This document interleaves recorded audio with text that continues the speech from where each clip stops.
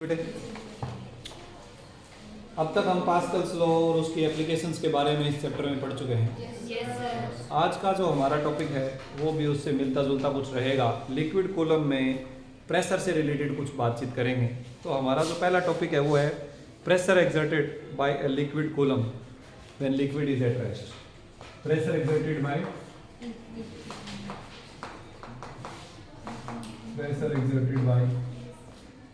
static liquid coolant. Static means liquid at rest. ठीक है बेटे। तो देखिए किसी भी प्रकार की शेप में हम कोई एक लिक्विड कॉलम कंसीडर कर लेते हैं, चाहे आप सिलेंड्रिकल शेप में ले लीजिए चाहे आप रेक्टेंगुलर शेप में ले लीजिए, whatever be the shape no matter. मान लेते हैं अपने सिलेंड्रिकल शेप में लिया, ये कोई कंटेनर में लिक्विड भरा हुआ है। Is it okay? Yes sir. And let the height of the liquid column is h. Height of the liquid column is h. Then यहाँ पे या हम बेटर कहेंगे इस बॉटम पे एक थ्रस्ट लगेगा ना लिक्विड कॉलम की वजह से। yes, sir. लगेगा कि नहीं लगेगा? yes, और उस थ्रस्ट की वजह से प्रेशर अप्लाई होगा। थ्रस्ट की वजह से प्रेशर अप्लाई होगा। प्रेशर कितना होगा? Thrust upon area. yes, thrust upon area. ठीक है, तो यहाँ पर थ्रस्ट कितना लगेगा? Thrust applied by liquid column of height h at the bottom. Bottom पर कितना थ्रस्ट लगेगा? h। हम थ्रस्ट को एक बार मान लेते हैं f से रिप्रेजेंट कर रहे हैं because it is force. So how much it would be? Equal to weight? Yes, sir. Equal to weight of the liquid column, ना? Yes, sir. Weight of liquid column. कोई डाउट है? No, sir. मास कितना होगा बेटे? What will be the mass? मास होगा बेटे, density के फार्मूले से बताओ क्या होगा? वॉल्यूम इनटू डेंसिटी ना? Yes sir. तो डेंसिटी का क्या फार्मूला होता है? Mass by volume. Mass by volume. तो मास क्या होगा? Volume into density. Yes sir. तो यहाँ पर m की जगह हम क्या लिख दें? Vp। Volume of liquid column multiplied by density of liquid multiplied by g। Any doubt anybody? No sir. Volume कितना होगा बेटे? वॉल्यूम होगा इसकी हाइट इनटू ये वाला area, area of cross section. अगर ये वाला एरिया A है, ये एरिया कितना है? A। तो ये टोटल कितना वॉल्यूम हुआ बेटे? A into H। A into H। तो वॉल्यूम हो गया बेटे A H multiplied by rho multiplied by G। ये हो गया फोर्स। ये क्या हो गया? फोर्स या थ्रस्ट। बेटर से थ्रस्ट। कोई डाउट है किसी बच्चे को? No sir. ठीक है जी, तो ये आपके पास थ्रस्ट आ गया। अब अगर इतना थ्रस्ट आया तो प्रेशर कितना लगाएगा ये लिक्विड बॉटम पर? प्रेशर कितना लगाएगा? कोई बच्चा बताएगा? Pressure applied. What is the formula of pressure? P is equal to thrust upon area. So what is thrust? AH rho g divided by A से A। तो प्रेशर बताओ बच्चे? H rho g। What is the pressure? H rho g। कोई doubt है किसी बच्चे को? No sir. तो ये हो गया बेटे, अगर हमारे पास H हाइट का लिक्विड कूलम हो, H हाइट का लिक्विड कूलम हो, वैसे सिर्फ लिक्विड के लिए नहीं, कोई भी फ्लूइड के लिए वैलिड है, गैस के अंदर भी यही होगा। In gases also this formula will be valid. मान लीजिए कोई हमारे पास लिक्विड कूलम या गैसियस कूलम है जिसका हाइट h है। हाइट कितना है? h। डेंसिटी उस मटेरियल की है रो। डेंसिटी कितनी है? रो। एक्सेलरेशन ड्यू टू ग्रेविटी है g। हम अर्थ सरफेस पर कंसीडर कर रहे हैं, वैसे कहीं भी ले जाओ तो तब भी g रहेगा भाई। ऊपर जाएंगे तो g की वैल्यू चेंज हो जाएगी, लेकिन लिखेंगे तो उसे g ना। तो फार्मूला तो यही रहेगा h रो g। जहां पर g की जो भी वैल्यू होगी वो वैल्यू पुट कर देंगे, लिक्विड की डेंसिटी पुट कर देंगे और हाइट पुट कर देंगे। क्या आ जाएगा बेटे? प्रेशर आ जाएगा। क्या आ जाएगा? प्रेशर। कोई डाउट है किसी बच्चे को? No sir. अगर मैं आप बच्चों को ये कह दूं कि भाई 1 किलोमीटर लिक्विड कूलम है, 1 किलोमीटर, मान लीजिए हम समुद्र में 1 किलो पानी में 1 किलोमीटर नीचे हैं, तो हमारे ऊपर कितना प्रेशर अप्लाई होगा? तो आप निकाल सकते हो कि नहीं निकाल सकते? कैसे निकालेंगे? हाइट की जगह पुट कर देंगे 1 किलोमीटर। 1 किलोमीटर का मतलब 10 की power 3 metre. Yes sir. Multiplied by rho. Rho क्या होता है बेटे? Density of water, density of water, water density approximately 10 raised to power 3 kilogram per metre cube होती है बेटे। वाटर की डेंसिटी की अगर हम बात करें, density of water it is approximately 10 raised to power 3 kilogram per metre cube. Any doubt anybody? No sir. ठीक है, तो यहाँ पर ये आ जाएगा और मल्टीप्लाइड बाय जी, जी को हम अप्रोक्स 10 मान लेते हैं, वैसे 9.8 है, अप्रोक्स 10 मान लेते हैं, तो ये कितना आ गया बेटे 10 raised to power 7 pascal, 10 raised to power 7 pascal. लेकिन ये तो सिर्फ पानी की वजह से आया है, किसकी वजह से आया है? पानी की वजह से। मान लीजिए कि ये वाटर सरफेस है, ये आपने 1 किलोमीटर लिया, यहाँ पर सपोज करते हैं कि कोई बॉडी या कोई स्विमर है जिसके ऊपर आप प्रेशर कैलकुलेट कर रहे हो, तो ये जो प्रेशर हमने कैलकुलेट किया 10 raised to power 7 पास्कल, ये किसकी वजह से है? पानी की वजह से है। लेकिन उसके ऊपर एयर भी तो है ना, हमारा एटमॉस्फेयर भी तो है कि नहीं है, तो उसकी वजह से एटमॉस्फेरिक प्रेशर भी लगेगा। क्या लगेगा बेटे? Atmospheric pressure. जब कभी भी कोई भी सरफेस, जब कभी भी कोई भी सरफेस ओपन होती है एटमॉस्फेयर की तरफ, ओपन होती है एटमॉस्फेयर की तरफ, तो उसके ऊपर एटमॉस्फेरिक प्रेशर भी लगता है। अब एटमॉस्फेरिक प्रेशर क्या चीज है बेटे? एटमॉस्फेरिक प्रेशर है एयर अर्थ सरफेस से लेकर जहां तक भी हमारे एटमॉस्फेयर में ऊपर एक्सटेंडेड है, जहां तक फैली हुई है, उस पूरे की वजह से हमारे ऊपर लगने वाला pressure, that is known as atmospheric pressure, that is known as atmospheric pressure. That is also calculated by using the same formula H rho G, also calculated by same formula. Is it okay? तो approximate height जो है हमारे अर्थ के atmosphere की, वो आसपास 8 kilometre हम रफली मानते हैं, अप्रोक्सीमेटली 8 किलोमीटर। वैसे तो 100 ऑफ किलोमीटर्स तक फैला हुआ है हमारा एटमॉस्फेयर, लेकिन उसके अंदर डेंसिटी कम हो जाती है। डेंसिटी क्या हो जाती है? कम। अगर हम यूनिफॉर्म डेंसिटी मान लेते हैं, भाई सब जगह एयर डेंसिटी एक जितनी रहे, तो लगभग 8 किलोमीटर में जितना भी एयर एटमॉस्फेयर है हमारा वो खत्म हो जाएगा। Is it okay? दूसरी चीज जो प्रैक्टिकल सिचुएशन है वो अगर मैं बताने की कोशिश करूं, तो 8 किलोमीटर तक मोर देन 99% के आसपास का जो एयर है वो इसके नीचे नीचे ही आ जाता है 8 किलोमीटर के अंदर। उसके बाद हंड्रेड्स ऑफ किलोमीटर्स तक थोड़ी बहुत 1-2% जो एयर का कम डेंसिटी वाला पोर्शन है वो ऊपर भी रहता है। क्लियर हुआ? ठीक है, तो जब हम यहाँ पर हाइट को अगर 8 किलोमीटर रखें, डेंसिटी को, एयर की डेंसिटी को 1.29 किलोग्राम पर मीटर क्यूब रखें, हवा की डेंसिटी कितनी होती है बेटे? 1.29 किलोग्राम पर मीटर क्यूब। ठीक है, जी 9.8 या 10 रखें, तो ये आपको मिल जाएगा 1.01 into 10 raised to power 5 pascal. P atmosphere, ध्यान देना बेटे, पी एटीएम, पी एटीएम का मतलब है एटमॉस्फेरिक प्रेशर, तो 1 एटीएम बोलेंगे इसे, तो 1 एटीएम की वैल्यू होती है 1.01 into 10 raised to power 5 pascal. बोलो, कोई दिक्कत है किसी बच्चे को? No sir. Any doubt anybody? No तो सर। यहाँ के ऊपर 1 एटीएम प्रेशर भी तो लग रहा है ना, 1 एटीएम प्रेशर ये लग रहा है, 10 raised to power 7 पास्कल ये लग रहा है, तो टोटल कितना हो गया बेटे? टोटल प्रेशर कितना होगा 1 किलोमीटर नीचे? अरे बोलो भाई, ये भी लग रहा है और ये भी लग रहा है, तो दोनों जुड़ेंगे नहीं क्या? Yes sir. तो छोटे बच्चों की तरफ, मेरे मुंह की तरफ क्या देख रहे हो? 11वीं साइंस में तुम लोगों को भी इतना ही आइडिया नहीं लग रहा कि दोनों भी दोनों लग रहे हैं, इसके ऊपर तो जोड़ देना है बस टोटल करने से। Yes sir. हाँ जी, तो टोटल प्रेशर क्या होगा? 10 raised to power 10 raised to power 7 pascal plus 1.01 into 10 raised to power 5 pascal. अगर मैं इसे 10 raised to power 5 लिखूं, तो इसके मल्टीप्लाई में 100 करना पड़ेगा ना। Yes sir. 10 raised to power 5 common ले लें हम, तो 101 अप्रोक्सीमेटली 101 एटीएम लिख सकते हैं इसे। एक एटीएम तो ये हो गया बेटे, 100 एटीएम ये हो गया, तो 101 एटीएम हो गया। अप्रोक्सीमेटली 101 एटमॉस्फेरिक प्रेशर के बराबर लगेगा यहाँ पर बॉटम में, 1 किलोमीटर बॉटम में।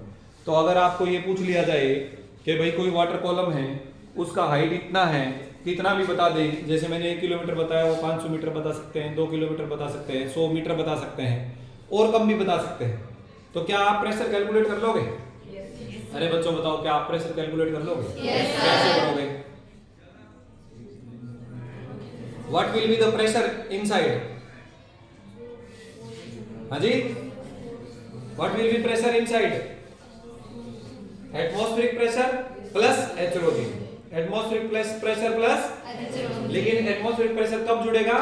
When it is open to atmosphere, when it is open to atmosphere. If it is closed, then only HROG.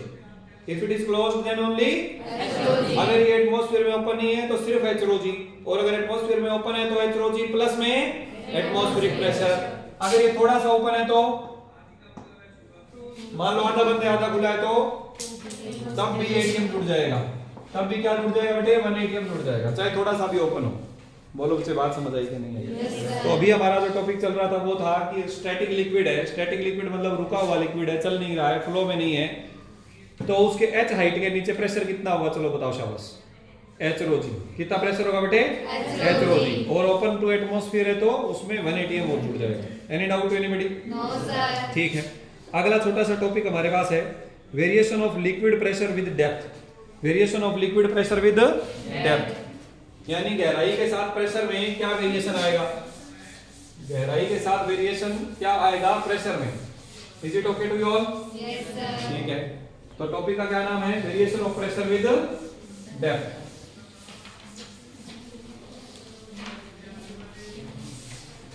Variation of pressure with, ध्यान से समझना बेटे, बहुत आसान है और इंटरेस्टिंग भी है। अगर हम लिक्विड की गहराई में जाएं तो प्रेशर के ऊपर क्या इफेक्ट पड़ेगा। अब इधर ध्यान दो, वही सेम लिक्विड कॉलम मान लेते हैं, ठीक है जी, और हमने मान लिया इमेजिनेशन में हमने एक लिक्विड का कूलम मान लिया, imaginary liquid coulomb of height h, of height.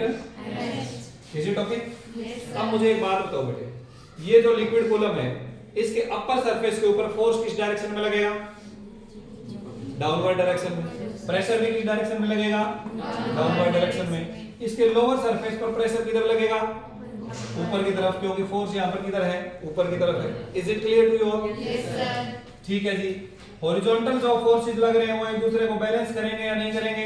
Yes, sir. अगर स्टैटिक लिक्विड है तो डेफिनेटली करेंगे। If liquid is at rest, अगर लिक्विड चल नहीं रहा है तो हॉरिजॉन्टल डायरेक्शन में नेट फोर्स कितना है बेटे, 0 है, तो इसका मतलब सभी डायरेक्शन से लगने वाला फोर्स क्या हो जाएगा, 0। लेकिन अब यहाँ पर फोर्सेस कौन कौन से लग रहे हैं, एक फोर्स ऊपर से नीचे की तरफ लग रहा है, एक नीचे से ऊपर की तरफ लग रहा है। तो हम मान लेते हैं कि इसे मैं F1 बोल रहा हूँ, इसे क्या बोल रहा हूँ, F2। तो इनमें से F2 ज्यादा होगा कि F1 ज्यादा होगा, F2 ज्यादा होगा, क्योंकि बॉटम में प्रेशर ज्यादा है ना, H रो जी ऐड हो जाता है ना उसमें। Yes. ठीक है जी, F2 अगर ज्यादा है तो F2 माइनस F1 बराबर mg होगा कि नहीं होगा। Yes, sir. ये जो दोनों फोर्स का डिफरेंस है बेटे, अपवर्ड डायरेक्शन में लगने वाला फोर्स F2, डाउनवर्ड डायरेक्शन में लगने वाला फोर्स F1, अगर ये दोनों बराबर, अगर नेट फोर्स 0 ना हो, अगर नेट फोर्स तो लिक्विड चलने लगेगा ना, लेकिन क्योंकि लिक्विड रेस्ट में है इसका मतलब नेट फोर्स क्या है, अब नेट फोर्स 0 है, ये हमें पता है कि इसका वेट नीचे की तरफ लग रहा है, ये तो हमें पता है कि इसका वेट नीचे की तरफ, तो इसके वेट को कोई तो बैलेंस कर रहा है ना बेटे। वो बैलेंस कौन कर रहा है, इन दोनों फोर्सेस का डिफरेंस, इन दोनों फोर्सेस का डिफरेंस। एक फोर्स ऊपर से नीचे की तरफ लग रहा है, एक नीचे से ऊपर की तरफ लग रहा है, तो F2 वाला ज्यादा है क्योंकि ये ज्यादा गहराई में है, H रो जी प्रेशर और ऐड हो जाता है इसमें। तो F2 माइनस F1 किसको बैलेंस करेगा बेटे, mg को बैलेंस करेगा। किसको बैलेंस करेगा, mg को। अब बताओ फोर्स बराबर क्या होता है, प्रेशर इनटू एरिया होता है। तो F2 को मैं क्या लिख दूं बेटे, P2A, और F1 को क्या लिख दूं, P1A। यहां पर हम लिख देंगे weight is balanced by net force of F1 and F2। F1 और F2 का जो नेट फोर्स है वो वेट को बैलेंस करेगा। फोर्स F2 को लिख दिया हमने P2 into area A, F1 को लिख दिया P1 into area A। Area कौन सा है, ये वाला, this is area. Is it okay, ये A एरिया है, इज इक्वल टू, बोलो बच्चे, mg। तो P2 minus P1 into A is equal to mass. What is mass? Volume into density. मास क्या हो जाएगा बेटे, वॉल्यूम into density। अगर हम डेंसिटी को रो मान लें, वॉल्यूम V मान लें, तो ये हो जाएगा P2 minus P1 into A। Volume क्या होगा बेटे, A into H। हाँ या ना बोलो, Yes, sir. इस लिक्विड कूलम का वॉल्यूम कितना होगा, A into H multiplied by rho G, A से A, तो P2 minus P1 बराबर क्या आ गया बेटे, H रो जी। यानी अगर हम गहराई में जाएंगे तो आप जितनी गहराई में जा रहे हो H रो जी प्रेशर बढ़ जाएगा। मान लीजिए आप H गहराई में गए, किसी भी एक पॉइंट से आप नीचे की तरफ एच गहराई में गए तो नीचे वाले पॉइंट पर प्रेशर बढ़ के एच रो जी और ऐड हो गया उसमें। कितना और ऐड हो गया? बोलो बेटे, कोई दिक्कत है किसी बच्चे को? Any doubt to anybody? यही हमने अभी अभी टॉपिक भी यही पढ़ा था ना। ठीक है जी, तो ये आपके पास हो गया कि डेप्थ का क्या इफेक्ट पड़ेगा, डेप्थ का क्या इफेक्ट पड़ेगा। Is it clear to you all? Yes sir. अब इसमें एक बात और ध्यान देने वाली है, अगर ये जो पॉइंट है हमारा पॉइंट 1, इसको अगर हम यहां ले लें, इसको कहां ले लें? बिल्कुल ऊपर। If point 1 is on the top surface of liquid, on the top surface of liquid, then P1 बराबर क्या हो जाएगा बेटे? P atmosphere. P1 बराबर क्या हो जाएगा? P, यहां पर तो सिर्फ और सिर्फ एटीएम एटमॉस्फेरिक प्रेशर लगेगा, और P2 को हम तब लिख देंगे ओनली P। P2 को क्या लिख देंगे? P। फिर P1 P2 की जरूरत नहीं पड़ेगी ना, सिर्फ P बोल दिया आपने उसे। तो अब यहां पर आ जाएगा P माइनस यहां क्या आ जाएगा? P ATM is equal to क्या आ जाएगा बेटे? H rho g is equal to क्या आ जाएगा? इसे बोलते हैं गेज प्रेशर। इसे क्या बोलते हैं? Gauge pressure. गेज प्रेशर ये आगे भी हमें काम आएगा। गेज प्रेशर का क्या मतलब होता है? आपने गाड़ी के टायर्स में, मोटरसाइकिल के टायर्स में हवा डलवाते हुए देखा होगा, खुद भी आप बच्चों ने कोई व्हीकल में हवा डलवाई होगी ना। वो जो डिवाइस टायर के साथ लगा के बताते हैं कि इतने पास्कल प्रेशर है, ये इतना प्रेशर है, उस डिवाइस को हम बोलते हैं गेज। क्या बोलते हैं बेटे? गेज। गेज मतलब कोई मापने वाली डिवाइस। क्लियर हो? तो गेज प्रेशर का क्या मतलब है? गेज प्रेशर होता है बेटे उस डिवाइस का जो एक्चुअल प्रेशर है, एब्सोल्यूट प्रेशर, उसमें से एटमॉस्फेरिक प्रेशर माइनस कर दें, एटमॉस्फेरिक प्रेशर माइनस कर दें, तो जो डिफरेंस है that is called gauge pressure. Difference is called gauge pressure. तो गेज प्रेशर को अगर मैं यहां पर डिफाइन करना चाहूं तो it is the difference in absolute pressure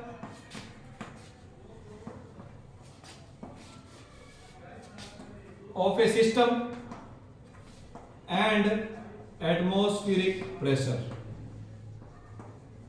बोलो अच्छे बात समझ आई कि नहीं है? तो गेज प्रेशर क्या होता है? एब्सोल्यूट प्रेशर में से एटमॉस्फेरिक प्रेशर को माइनस कर दें तो गेज प्रेशर आता है, और गेज प्रेशर एच रो जी के बराबर होता है। Is it clear? हाँ या ना? कोई दिक्कत है किसी बच्चे को?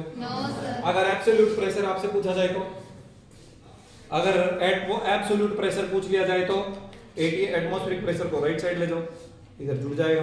तो H rho G plus atmospheric pressure बराबर एब्सोल्यूट प्रेशर। अंडरस्टूड और not? Absolute pressure P, absolute pressure P will be equal to atmospheric pressure plus H rho G. तो जो हमने अभी एग्जांपल किया था वो 1 किलोमीटर बॉटम वाला, तो वो उस गहराई का एब्सोल्यूट प्रेशर, वो उस गहराई का क्या था? Absolute pressure. बोलो बेटे किसी बच्चे को कोई दिक्कत है? No sir. एक चीज मैं आप बच्चों को और बताना चाहूंगा। अब यहां पर एक बात देखिए, ये प्रेशर डिफरेंस एच रो जी के बराबर है। अगर G जीरो ले लें, G क्या ले लें? G जीरो का मतलब है gravity free space. G zero means gravity free space. अगर G जीरो हो जाएगा तो राइट साइड क्या हो जाएगी बेटे? जीरो। इसका मतलब P2 माइनस P1 जीरो है। What does it mean? कि प्रेशर डिफरेंस है ही नहीं। प्रेशर डिफरेंस कहने का मतलब P2 और P1 बराबर है। P2 और P1 यही तो पास्कल्स लॉ कहता है। पास्कल लॉ की क्या डेफिनेशन थी? If gravity effect is neglected, या फिर इन gravity free space, pressure at all points inside a liquid will be same. Pressure at all points inside a liquid will be same. तो यहां पर liquid के अंदर प्रेशर सब जगह पर सेम रहेगा, अगर G या तो जीरो हो, ग्रेविटी फ्री एरिया में हो, या फिर हम ग्रेविटी को नेग्लेक्ट करें, ग्रेविटी के इफेक्ट को नेग्लेक्ट करें। Is it clear to you all? लेकिन लिक्विड्स के केस में हम ग्रेविटी इफेक्ट को नेग्लेक्ट नहीं कर सकते। यहाँ पर प्रेशर काफी ज्यादा बढ़ता है। आपने अभी देखा थोड़ी देर पहले एक एग्जांपल में कि 1 किलोमीटर की वजह से 100 एटमॉस्फेरिक प्रेशर बढ़ गया। 1 किलोमीटर की वजह से कितना बढ़ गया? 100 एटमॉस्फेरिक प्रेशर बढ़ गया। क्लियर हुआ कि नहीं हुआ? Yes sir. जी ठीक है। तो एक इसमें मैं और बताना चाहूंगा बेटे, हाइड्रोस्टैटिक पैराडॉक्स के नाम से आपकी एनसीईआरटी की बुक में आपको एक छोटा सा टॉपिक मिलेगा, उसमें एक डायग्राम भी आप देखेंगे। हाइड्रोस्टैटिक पैराडॉक्स ये भी पास्कल्स लॉ के साथ ही जुड़ा हुआ है। अब क्योंकि हम प्रेशर की बात कर रहे हैं, उसकी भी थोड़ी सी बात कर लेते हैं। Hydrostatic paradox. अब ये क्या है बेटे, ध्यान देना इधर। मान लीजिए कि यहाँ पर एक ट्यूब है, क्या है, एक ट्यूब है जिसमें हम लिक्विड डालेंगे। एक ये हमने कोई पाइप जोड़ दिया, एक हमने इस प्रकार का कोई वेसल ले लिया, वेसल मीन्स बर्तन, और एक हमने इस प्रकार का कोई बर्तन ले लिया, ओपन है, और ये बंद। इज इट ओके बच्चे? आपने ए बी सी तीन कोई बर्तन ले लिए, तीनों की शेप आप देख पा रहे हैं अलग अलग है। नीचे एक पाइप है, लिक्विड पाइप, उसके साथ जोड़ दिया। अगर मान लीजिए इसके अंदर आप लिक्विड भरते हैं, तो जब आप लिक्विड भरेंगे तो आप क्या देखेंगे कि ये जो तीनों वेसल है ना, इसमें अपर लेवल जो है वो सेम रहेगा। अपर लेवल क्या रहेगा बच्चे? सेम रहेगा। मींस अगर यहाँ पर लिक्विड एच हाइट तक है तो यहाँ पर भी लिक्विड एच हाइट तक होगा, और यहाँ भी लिक्विड एच हाइट तक होगा। इस बात से कोई फर्क नहीं पड़ेगा कि इसकी शेप क्या है या फिर इसके अंदर कितना वॉल्यूम आ रहा है। हाँ, ये जरूर है कि किसी में कम होगा लिक्विड, किसी में ज्यादा होगा, लेकिन हाइट बराबर होगी। क्या बराबर होगी बच्चे? तो ये भी पास्कल्स लॉ से है कि शेप और साइज से फर्क नहीं पड़ेगा। प्रेशर की जब हम बात करेंगे तो हाइड्रोस्टैटिक पैराडॉक्स हमें कहता है कि इन दिस केस अगर इसका ये जो पाइप है इसका हॉरिजॉन्टल लेवल हम सेम रखते हैं, तो इसके ऊपर कैसी भी शेप का, कितने भी वॉल्यूम का हमने वेसल कनेक्ट किया, it height of the liquid will remain same. कोई डाउट किसी बच्चे को? No sir. ठीक है बच्चे। हाँ जी बेटे, अब हम एक छोटा सा टॉपिक यहाँ स्टडी करने वाले हैं, open tube manometer. Open tube manometer. सबसे पहले तो मैं आप बच्चों को बता दूं कि ये होता क्या है। ये क्या होता है? ये एक ऐसी डिवाइस है बेटे जो किसी वेसल के अंदर जिसमें गैस भरी हुई है उसका प्रेशर मेजर करने के काम आता है। जिसका प्रेशर मेजर करने के काम आता है। एक ऐसे वेसल में जिसके अंदर क्या भरा हुआ है? गैस भरी हुई है। तो हम किस प्रकार से इसकी डेफिनेशन लिख सकते हैं कि it is a device which is used to measure the pressure of a container containing gas. Of a container containing, बोलो बच्चे यहाँ तक कोई दिक्कत है? इसके बाद में ओपन ट्यूब मैनोमीटर में क्या चीज है ये देखेंगे। सपोज करते हैं कि ये कोई सिस्टम है हमारे पास, दिस इज ए सिस्टम जिसके अंदर गैस भरी हुई है और हमें इसका प्रेशर मेजर करना है। क्लियर हुआ? इसको एक U-ट्यूब से जोड़ा गया है। किस से जोड़ा गया बच्चे? U-ट्यूब। U-ट्यूब मींस U शेप का ट्यूब। अच्छा, आप वो U-ट्यूब समझ रहे थे? नहीं, आप लोग हंसे तो मैं समझ गया कि आप वही समझ रहे थे। ठीक है, इंटरनेट वाले यूट्यूब से नहीं जोड़ा गया, इसे यू शेप के ट्यूब से जोड़ा गया है इसे। और ये यू शेप ट्यूब जो है इसके अंदर एक लिक्विड भरा होता है। क्या भरा होता है? कोई भी एक लिक्विड। अच्छा, मुझे एक बात बताओ कि मान लीजिए कि ये एक यू ट्यूब है, जब यहाँ पर हम लिक्विड भरेंगे तो ये सेम लेवल पर रहेगा कि अलग अलग लेवल पर रहेगा? सेम लेवल पर रहेगा। Is it okay? Yes sir. लेकिन जैसे ही हम यहाँ इसको गैस के साथ जोड़ेंगे वैसे ही इसका जो लेवल है वो क्या हो जाएगा? डिफरेंट हो जाएगा। तो मान लेते हैं कि इसमें लिक्विड, इसे ये जो इसकी साइड है ना इसे बोलते हैं लिम्स, LIMBS, भुजाएं, लिम्स। ठीक है, तो वन लिम्ब में प्रेशर जो है वो लिक्विड लेवल डाउन हो जाएगा और दूसरे में लिक्विड लेवल अप हो जाएगा। Is it fine? Yes sir. मान लेते हैं कि इसका लिक्विड लेवल यहाँ तक चला गया। अब इसे कुछ पॉइंट A बोल देते हैं और इसके एग्जैक्टली हॉरिजॉन्टल लेवल के ऊपर एक पॉइंट बोल देते हैं B। क्या बोल देते हैं? अब हमने क्या करना है? इस गैस का प्रेशर मेजर करना है। तो वो कैसे मेजर करेंगे? अच्छा, एक बात बताओ बेटे, क्योंकि ये दोनों पॉइंट एक ही हॉरिजॉन्टल लेवल पर है इसलिए इन दोनों का प्रेशर भी सेम होना चाहिए। Is it okay? तो हम कहेंगे pressure at point A is equal to pressure at point B because they are at same horizontal level. Because they are at same horizontal level. Fine? Yes sir. अब देखिए बेटे, B point पर pressure कितना है? B point पर कितना pressure है? अगर ये हाइट h है, ये हाइट कितनी है? h। तो यहाँ ये ओपन है ऊपर से, तो एटमॉस्फेरिक प्रेशर भी लग रहा है। तो यहाँ पर B पॉइंट का प्रेशर कितना होगा? एक तो h rho g होगा, हाँ या ना? Yes sir. Plus atmospheric pressure होगा। प्लस क्या होगा बच्चे? Atmospheric pressure. और A पॉइंट का प्रेशर इसके प्रेशर के बराबर है। Is it fine? तो बस आपके पास याद है P is equal to h rho g minus plus PAT। P is equal to h rho g plus PAT। कोई डाउट है किसी बच्चे को? No sir. कोई डाउट है तो बोलिए। No, तो ये आपके पास ओपन ट्यूब मैनोमीटर है। ओपन ट्यूब मैनोमीटर किसी भी गैस कंटेनर के अंदर के प्रेशर को बताता है। और उसके अंदर का प्रेशर क्या होगा बेटे? जिस लिक्विड के U ट्यूब से उसे जोड़ा गया है उसका हाइट की वजह से प्रेशर यानी H rho G plus atmospheric pressure plus atmospheric कोई डाउट है pressure. किसी बच्चे को? No, sir. और गेज प्रेशर हम पहले डिफाइन कर चुके हैं, जब आप पीएटीएम को उधर ले जाओगे तो ये गेज प्रेशर आ जाएगा। गेज प्रेशर बात कर चुके हैं। Yes, sir. तो अब तक हमने क्या क्या टॉपिक्स पढ़े?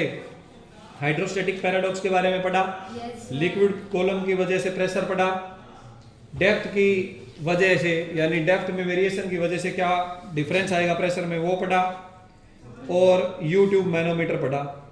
अब एक छोटा सा पॉइंट हम ये भी बात कर लेते हैं, जैसे मैंने आपको थोड़ी देर पहले ही बताया था कि एटमॉस्फेयर की अगर हाइट निकालनी है, एटमॉस्फेयर की अगर हाइट निकालनी हो तो हम क्या करेंगे? हाइट ऑफ एटमॉस्फेयर, देखो एटमॉस्फेयर जो हमारा है ये हमारी ब्यूटीफुल अर्थ है, ये क्या है हमारी Beautiful earth. ब्यूटीफुल अर्थ, और ये हमारा एटमॉस्फेयर मान लेते हैं, जितनी भी इसकी हाइट है, सपोज इसकी हाइट है, इसकी हाइट कितनी है? Yes. तो हमारे एटमॉस्फेयर में क्या चीज है बेटे? एयर है ना। Yes, sir. एयर है तो एयर की डेंसिटी क्या होती है बेटे? 1.29 approximately 1.30 kilogram per metre cube. कोई डाउट किसी बच्चे को? ये वैल्यू आप बच्चों ने याद रखनी है, याद रख पाएंगे? Yes, sir. तो एयर डेंसिटी हो गई। अब ये जो एयर कूलम है, इसकी वजह से यहाँ पर जो कोई भी डिवाइस है, कोई बॉडी है, उसके ऊपर प्रेशर कितना लगेगा उसे ही तो एटमॉस्फेयर प्रेशर कह रहे हैं। भाई मैं यहाँ पर खड़ा हूँ, मेरे ऊपर जितनी भी हाइट तक एटमॉस्फेयर है, उस एटमॉस्फेयर की एयर की वजह से मेरी बॉडी के ऊपर प्रेशर कितना लग रहा है, उसी को तो एटमॉस्फेरिक प्रेशर कहेंगे। Yes, अरे बच्चों हाँ या ना? Yes, sir. ठीक है जी। तो फिर ये कितना होगा बेटे? P is equal to, formula तो वही लगेगा, बदलने वाला है नहीं, h rho g. Yes. H calculate करना है, क्या कैलकुलेट करना है? H. एच बराबर क्या होगा बेटे? P बाई P हमें पहले से पता है, एटमॉस्फेरिक प्रेशर कितना होता है? 1.01 into 10 raised to power 5 pascal. Rho density कितना? अप्रोक्सीमेटली 1.30। जी कितना? 9.8। जब आप इसे कैलकुलेट करेंगे तो ये लगभग 8000 मीटर के आसपास आ जाएगा बेटे, तो हम इसे कह देंगे 8 किलोमीटर लगभग। कोई 5-10 ऊपर नीचे हो वो एक अलग बात है मीटर में। तो 8000 मीटर के रफली आसपास आ जाएगा ये, तो कितना हो गया? Approximately 8 kilometre. तो हम ये कहते हैं कि हमारी जो अर्थ का एटमॉस्फेयर है वो रफली 8 किलोमीटर ऊंचाई तक फैला हुआ है। अनुराधा कितनी ऊंचाई तक फैला हुआ है एटमॉस्फेयर? 8 किलोमीटर ऊंचाई तक। चलो अनुराधा अभी ये बताइए, अनुराधा आप बताओ मुझे कि ये जब हमने 8 किलोमीटर कैलकुलेट किया, इसमें क्या क्या चीजें हैं जो मैंने अब तक बताई नहीं लेकिन हमने सपोज कर रखी हैं, जो मैंने अब तक आपको बताई नहीं, थोड़ी देर पहले तो हमने डिस्कस भी किया था, लेकिन हमने सपोज कर रखी है। कौन कौन है? नंबर एक बात, हमने मान लिया कि इस ऊंचाई में जी जो है वो चेंज नहीं हो रहा, acceleration due to gravity is not varying. Actual में माइनर वेरिएशन होता है तो वो इग्नोरेबल है। Is it fine? दूसरी चीज हम ये भी मान रहे हैं कि जो एयर डेंसिटी है वो सब जगह कांस्टेंट है, जबकि ये ट्रू नहीं है। प्रैक्टिकली अगर देखा जाए तो जैसे जैसे हम ऊपर जाते हैं एयर डेंसिटी कम होती जाती है, लेकिन 8 किलोमीटर तक क्योंकि एयर डेंसिटी काफी ज्यादा है, इसलिए हमने मान लिया कि ये सब जगह पर एक जितना ही है। ठीक बात। तीसरा हमने ये मान लिया कि यहाँ पर जो टेम्परेचर है इस 8 किलोमीटर में, वो 8 किलोमीटर में जो टेम्परेचर है वो चेंज नहीं हो रहा है, वो फिक्स रह रहा है। Is it fine? लेकिन ये तीनों ही प्रैक्टिकल सिचुएशंस 100% ट्रू नहीं है, तो इसीलिए ये जो 8 किलोमीटर है इसमें माइनर चेंजेस मान सकते हैं। लेकिन जो अब आप इंटरनेट पर अगर देखेंगे तो आपको दिखाएगा कि हंड्रेड्स ऑफ किलोमीटर, लगभग 400 किलोमीटर तक एयर पार्टिकल्स हमें मिलते हैं। तो वो इसका मतलब है कि इस 8 किलोमीटर में हमारी ज्यादातर एयर यहीं आ जाती है, बाकी जो है वो बहुत रेयर पार्टिकल्स ही ऊपर बचे हैं। Is it fine to you all? तो हमने अर्थ के एटमॉस्फेयर की हाइट अभी कैलकुलेट की, अर्थ एटमॉस्फेयर के प्रेशर के बारे में हम ऑलरेडी जान चुके हैं। नेक्स्ट क्लास में हम कुछ और इसी प्रकार के इंटरेस्टिंग टॉपिक्स के बारे में पढ़ेंगे। Is it clear? Yes, sir. Okay, thank you.